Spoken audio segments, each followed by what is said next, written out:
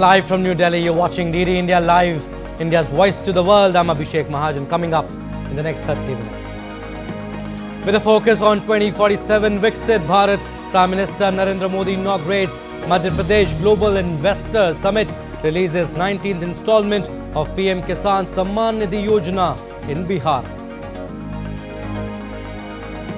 India-UK free trade agreement talks resume after 8 months. Two sides reaffirm strengthening trade and investment ties. Volodymyr Zelensky proposes all-for-all prisoners of war swap as start of ending the conflict. EU foreign ministers approve a 16th package of sanctions against Russia. Germany's conservative bloc wins 2025 federal election. Chancellor candidate Friedrich Merz vows to move swiftly to form a new government.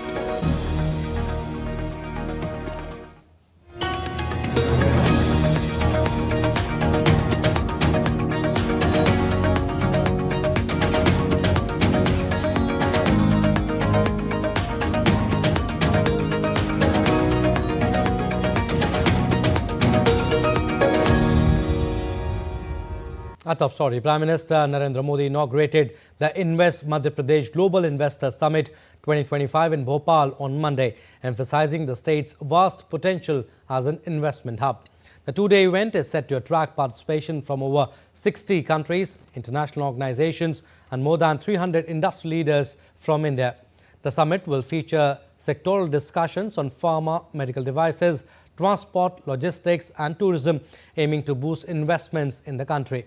In his address, PM Modi underscored India's vision towards becoming a developed nation, identifying textile, tourism and technology as three key growth sectors, and said that these sectors not only generate employment but also contribute to the nation's holistic development. विकसित भविष्य में तीन sectors की बहुत बड़ी भूमिका रहने वाली है। ये तीनों सेक्टर्स करोड़ों नई जॉब क्रिएट करने वाले हैं। ये सेक्टर्स हैं टेक्सटाइल, टूरिज्म और टेक्नोलॉजी।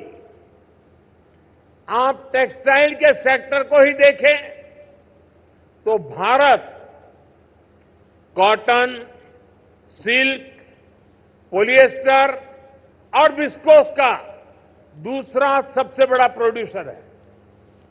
भारत का टेक्सटाइल सेक्टर करोड़ों लोगों को रोजगार देता है। भारत के पास टेक्सटाइल से जुड़ी एक पूरी ट्रेडिशन भी है, स्किल भी है और एंटरप्रेन्योरशिप भी है। और मध्य प्रदेश तो एक प्रकार से भारत की कॉटन कैपिटल है।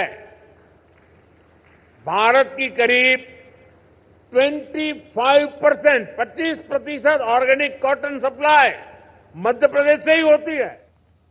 And India's Minister for Railways, Ashwini Vaishnav, virtually addressed the MP Global Investor Summit 2025. In his address, Minister Vaishnav highlighted Indian Railways' mission to achieve 100% electrification of its network in the financial year 2025-26. Railway ने अपना electrification करीब 97% से ज़्यादा कर दिया है और 2025-2026 के इस फाइनेंशियल ईयर में 100% इलेक्ट्रिफिकेशन हो जाएगी। अब साथ ही साथ रिन्यूएबल एनर्जी के सोर्स से ऊर्जा लेनी, ये एक दूसरा बड़ा लक्ष्य है। तो मैं आज बहुत ही खुशी के साथ आप सबके सामने रखना चाहूँगा कि अब तक रेलवे ने 1500 megawatt 1.5 gigawatt renewable energy sources के साथ टाई अप ऑलरेडी कर दिया है। और आज मध्य प्रदेश के साथ जो 170 मेगावाट का ये बड़ा एमओयू पीपीए साइन हुआ है, ये उस कड़ी में बहुत एक महत्वपूर्ण कदम है। And after Bhopal, the Prime Minister visited Bihar, where he released the 19th installment of PM Kisan Samman Nidhi Yojana, transferring rupees 22,000 crore to the bank accounts of 9.8 crore farmers. Speaking at the event in Bhagalpur, Bihar, he reaffirmed his government's commitment to farmers' welfare and rural development. PM Modi emphasized that the NDA government has worked tirelessly to address farmers' challenges, ensuring better infrastructure, income support and connectivity. He highlighted his belief in 4 key pillars of democracy: the poor, farmers, youth and women as the foundation of India's growth and prosperity. NDA सरकार चाहे केंद्र में हो या फिर यहां नीतीश जी के नेतृत्व में चल रही सरकार हो, किसान कल्याण हमारी प्राथमिकता में है। किसान को खेती के लिए अच्छे बीज चाहिए, पर्याप्त और सस्ती खाद चाहिए, किसानों को सिंचाई की सुविधा चाहिए, पशुओं का बीमारी से बचाव चाहिए और आपदा के समय नुकसान से सुरक्षा चाहिए। And later today, the Prime Minister will be in Guwahati in the northeastern state of Assam to attend Jhumoir Binandini 2025, the largest Jhumoir dance event organized by the government. This initiative aims to showcase state's cultural richness and the heritage of the Tea tribe and Adivasi communities.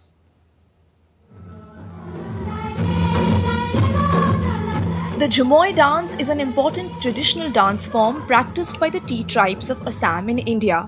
The Tea tribes, who are descendants of labourers brought from different regions, especially from Bengal, Bihar, Orissa and other parts of India, to work in the tea plantations of Assam, have developed their own unique culture, music and dance forms, with Jhumoir being one of them. The dance features graceful rhythmic movements accompanied by music that includes traditional instruments like the dhol, which is a large drum, flute and tabla. The steps are often lively and involve coordinated group movements, symbolizing both the hard work and joy of the people. The Jhumoir dance of the Tea tribes is an essential part of the cultural heritage of Assam, embodying the history, struggles and joys of a community that has made significant contributions to the tea industry in the region. Bureau Report, DD India. While on Tuesday, PM Modi will also inaugurate the Advantage Assam 2.0 Investment and Infrastructure Summit 2025 in Guwahati. It will include an inaugural session, 7 ministerial sessions and 14 thematic sessions. Now, India and the United Kingdom today relaunched negotiations on the long-pending free trade agreement on Monday. India's Commerce and Industry Minister Piyush Goyal held bilateral meeting with UK Secretary of State for Business and Trade Jonathan Reynolds in New Delhi. The two leaders discussed advancing the India-UK free trade agreement negotiations and ensuring that the agreement is balanced, ambitious and mutually beneficial.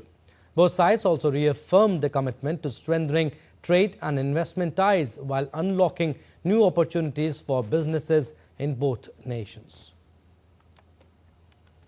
The India-UK FTA negotiations were launched on January 13, 2022. The agreement aims to enhance trade and investment between both countries by reducing tariffs and easing market access for businesses. Total 13 rounds of negotiations have been held till December 2023. The 14th round, which began on January 10, 2024, was underway when negotiations were paused by the UK side in May 2024 due to general elections in Britain.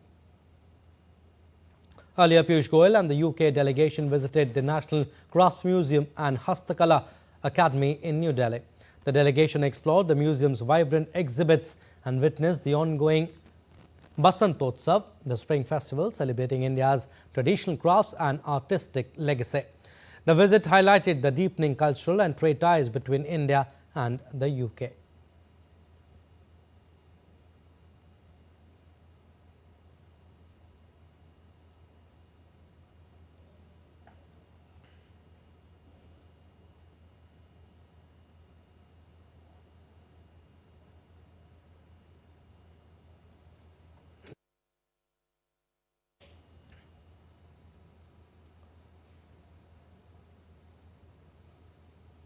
Moving on, India's External Affairs Minister Dr. Jaishankar today spoke at the inaugural session of first ever conference for women peacekeepers on the theme Women in Peacekeeping, a Global South Perspective. He highlighted increased participation of women officers at the UN peacekeeping missions around the globe, including DR Congo, Golan Heights and others. India has been at the forefront of deploying women in peacekeeping roles, both military and police. The first chapter of this journey began in the 1960s when Indian women as medical officers were deployed in Congo. In 2007, India was the first to deploy an all-women formed police unit in Liberia, a pioneering initiative that had an indelible impact on both the host community and the broader UN framework. Over the years, this initiative empowered Liberian women, increasing their participation in security sectors. Today, India proudly continues this legacy with over 150 women peacekeepers deployed across 6 critical missions, including those in the Democratic Republic of Congo, South Sudan, Lebanon, Golan Heights, Western Sahara, and Abyei. The two-day conference is being organized in New Delhi by the Ministry of External Affairs in collaboration with the Ministry of Defense and the Center for United Nations Peacekeeping. The conference brings together the participation of women peacekeepers from 35 troop contributing countries from the Global South. President of India, Draupadi Murmu, hailed India's contribution to UN peacekeeping. Since 1950s, India have contributed over 290,000 peacekeepers to more than 50 UN peacekeeping missions. Now, the 3-day 12th Regional 3-hour and Circular Economy Forum in Asia and the Pacific is set to take place in Jaipur, Rajasthan, which begins on March 3rd with focus on technology and innovation. Housing and Urban Affairs Minister Manohar Lal Khattar addressed a curtain-raiser press conference unveiling the 3-hour logo and website for the event. The forum will see participation from 58 member countries with over 500 delegates and 120 speakers engaging in discussions on circular economy and 3R practices. At the presser, the minister highlighted the importance of circular economy. Circular economy एक आर्थिक model है।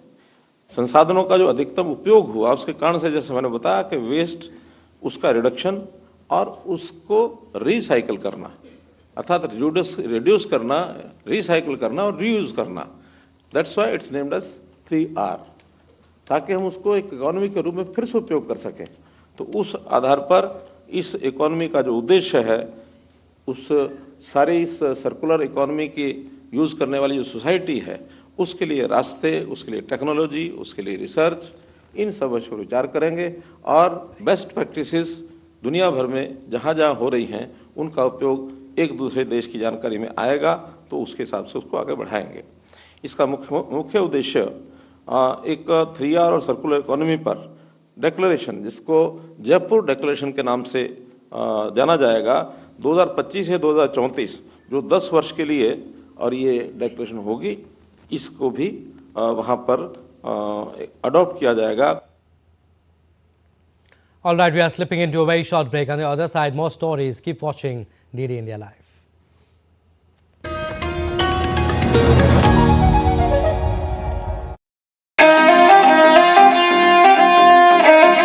Always welcoming. The vibe of Punjab is larger than life.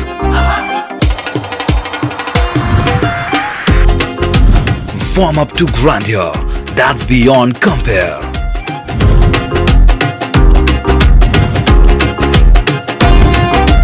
And history that's dotted with tales of bravery. Smiling soul of India, where music, art, cuisine and culture comes together to create an unforgettable impression. Punjab is all set to win your hearts with its unique and colorful extravaganza.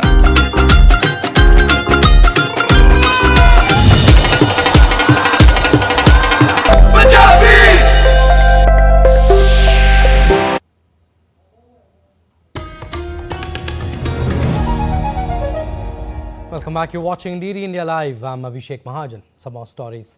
Ukrainian President Volodymyr Zelensky is hosting leaders of around 13 countries, including Baltic nations and from Canada, at the Support Ukraine event in Kiev on Monday. Reiterating his stance, Zelensky said both Ukraine and Europe must be at the negotiating table, quote-unquote, as Russia is targeting the European way of life. He also emphasized the importance of security guarantees in a peace settlement. Meanwhile, in Brussels, Europe reiterated its support for Ukraine, saying it is needed more than ever as the bloc agreed to impose more sanctions against Russia ahead of a flurry of meetings in Brussels, Kiev and Washington this week. The 16th package of sanctions against Russia, which the ministers agreed on Monday, includes a ban on primary aluminium imports and sales of gaming consoles, as well as listing owners and operators of 74 so-called shadow fleet vessels used to evade sanctions. The European Union leaders began the meeting with the observance of a minute of silence to mark 3 years of the Ukraine conflict. Meanwhile, European Union leaders will hold a special summit on the Russia-Ukraine conflict on March 6. As US President Donald Trump makes overtures to Moscow over their heads, European leaders have been shaken by Trump's overtures to Russia to end the 3-year-old conflict and improve relations between the two powers. Also coming at the time of the third anniversary of Russia-Ukraine conflict is the meeting between Trump and his French counterpart Emmanuel Macron at the White House on Monday. Ahead of the meeting, Macron said the European leaders are committed to ensuring that peace returns to Ukraine in a just, solid and lasting manner. He added that the security of Europeans is strengthened through all upcoming negotiations. Macron is also supported by most European leaders on his Washington mission, despite deep differences within the EU on the question of sending peacekeepers to Ukraine to guarantee any future deal. UK Prime Minister Keir Starmer follows later in the week. Also visiting the US would be European Union Foreign Policy Chief Kaja Kallas on Monday, where she will meet with Secretary of State Marco Rubio. The two leaders are expected to discuss EU-US relations and talks between the US and Russia on ending the conflict in Ukraine. We have to support Ukraine right now more than ever. We are discussing and hopefully can pass the 16th package of sanctions, which includes gaming consoles to shadow fleet, the different aspects.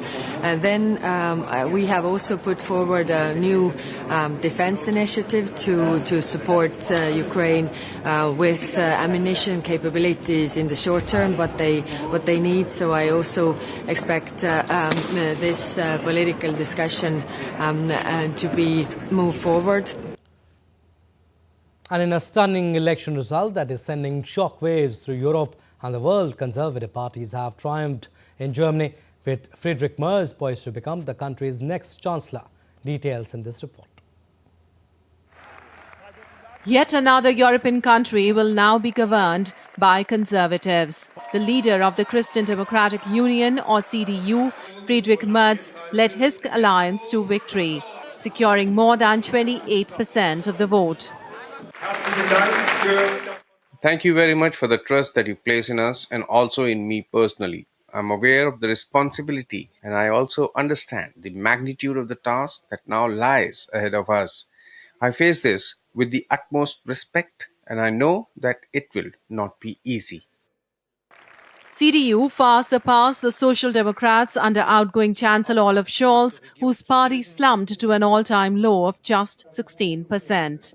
Meanwhile, the right-wing Alternative for Germany, AfD, has catapulted to a prominent place in the parliament. The party is celebrating its best-ever result. Their leader, Alice Weidel, has expressed a readiness to govern with the CDU-CSU alliance, though that remains highly unlikely at this stage. Most of Germany's mainstream parties have vowed to keep the AfD out of any coalition. Wir haben alle gemeinsam. We have achieved a historic result. We have never been stronger in the federal government. We have become the second strongest force as alternative for Germany. and we have now firmly established ourselves as a People's Party. Merz is heading into coalition talks without a strong negotiating hand, although his CDU-CSUs emerged as the largest party. It achieved its second lowest post-war result. It remains unclear whether Merz will need one or two coalition partners to secure a majority, as the fate of smaller parties is still uncertain, potentially complicating the parliamentary arithmetic.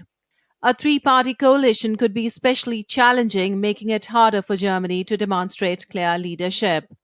Chancellor Scholz, Social Democrat SPD, suffered a historic defeat, securing just 16.5% of the vote, marking their worst results since World War II, while the Greens garnered 11.8%. Voter turnout hit 83% this time, the highest since before reunification in 1990. The election results come at a time of unprecedented upheaval in international politics. With US President Donald Trump's recent actions, including direct talks with Russian President Vladimir Putin over the Ukraine, Merz and his allies are calling for greater European independence, particularly when it comes to matters of defense. Merz has made it clear that Europe can no longer rely solely on the United States, a sentiment that has resonated across the continent. Protracted coalition talks could leave Scholz in a caretaker role for months, delaying crucial policies needed to revive Germany's economy after 2 years of contraction, with companies battling against global competition. The future of Europe's political landscape will depend on how mainstream parties respond to these challenges. Aarti Rana's report for DT India. And we now get to some of the reactions of the world leaders on Germany result. US President Donald Trump called the victory of Germany's major conservative alliance a great day for Germany and for the United States. Meanwhile, Kremlin spokesman Dmitry Peskov said that it would have to wait and see about how ties between Russia and any new German government will evolve. And at a meeting of EU foreign ministers in Brussels, European Commission Vice President Kaja Kallas has expressed hope for formation of a new German government as fast as possible. Kaja said, and I quote her, "The German people have made a choice and now they need to put together the government. I hope that they do it as fast as possible because we really need to move on with the decisions also on the European level that require German participation." Unquote. And the 31st edition of the Screen Actors Guild Awards, celebrating excellence in film and television acting, was held on Sunday, just 1 week before the 97th Academy Awards. While many of the winners aligned with expectations or previous ceremonies, there were a few surprising outcomes. DD India's Diptanshu Kashyap has more on this.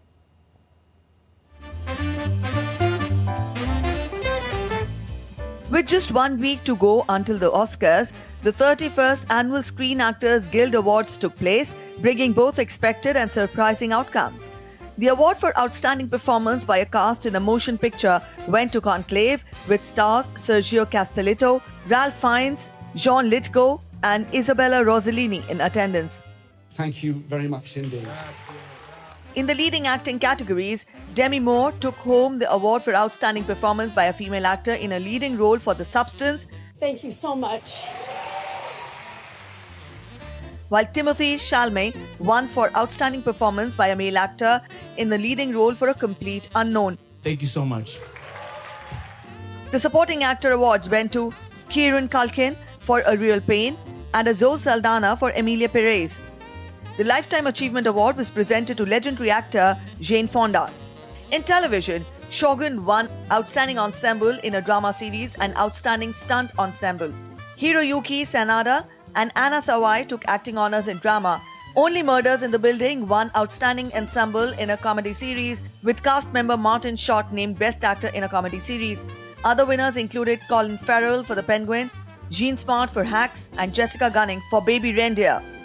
The ceremony was hosted by Kristen Bell, who was also nominated for Best Performance by a Female Actor in a Comedy Series for Nobody Wants This.